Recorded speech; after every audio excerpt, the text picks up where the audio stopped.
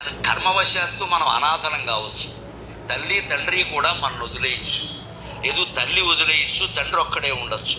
తండ్రి వదిలేయచ్చు, తల్లి ఒక్కరే ఉండొచ్చు. దురదృష్టవశాత్తు ఇద్దరూ లేకపోవచ్చు. ఇది మన దోషం కాదు. తర్వాత ఎదిగా కనీసం 16 ఏళ్ళు వచ్చాకైనా మనం ఎలా బతికామనేది మన దోషమేగా. ఇంకా వాళ్ళని అనుకుంటూ కూర్చుంటే ఎలాగా? అది అయిపోయింది. అది అంచేది ఎప్పుడు కర్మ ప్రకారం నడిచేది వేరు, మన దోషాలు వేరు. మన దోషాలు మనం సరి చేసుకోవాలి. మనకి వ్యక్తిత్వం వచ్చి 20 ఏళ్ళు వయసు వచ్చింది.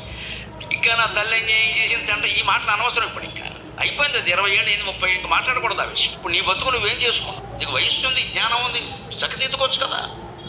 అలా కూడా చేసుకోరు. ఎంతసేపు గ్రహస్థితిని, వాస్తుని, జ్యోతిష్యాన్ని, పూర్వజన్మను తిడుతూ కూర్చుంటారు. ఎందుకంటే సొంత తప్పు ఒప్పుకోవడం ఇష్టం లేక. కర్మవశాత్తు మనం అనాథలం కావచ్చు.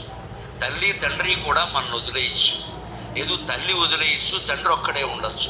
తండ్రి వదిలేయచ్చు, తల్లి ఒక్కరే ఉండొచ్చు. దురదృష్టవశాత్తు ఇద్దరూ లేకపోవచ్చు. ఇది మన దోషం కాదు. తర్వాత ఎదిగా కనీసం 16 ఏళ్ళు వచ్చాకైనా మనం ఎలా బతికామనేది మన దోషమేగా. ఇంకా వాళ్ళని అనుకుంటూ కూర్చుంటే ఎలాగా? అది అయిపోయింది. అది అంచేది ఎప్పుడు కర్మ ప్రకారం నడిచేది వేరు, మన దోషాలు వేరు. మన దోషాలు మనం సరి చేసుకోవాలి. మనకి వ్యక్తిత్వం వచ్చి 20 ఏళ్ళు వయసు వచ్చింది. ఇంకా నా తల్లి ఏం చేసింది అంటే ఈ మాటలు అనవసరం. ఇప్పుడు ఇంకా అయిపోయింది. అది 20 ఏళ్ళు అయింది, 30 ఏళ్ళు మాట్లాడకూడదు ఆ విషయం. ఇప్పుడు నీ బతుకు నువ్వేం చేసుకున్నావు? నీకు వయసు ఉంది, జ్ఞానం ఉంది, సఖతీతుకోవచ్చు కదా. అలా కూడా చేసుకోరు. ఎంతసేపు గ్రహస్థితిని, వాస్తుని, జ్యోతిష్యాన్ని, పూర్వజన్మను తిడుతూ కూర్చుంటారు. ఎందుకంటే సొంత తప్పు ఒప్పుకోవడం ఇష్టం లేక.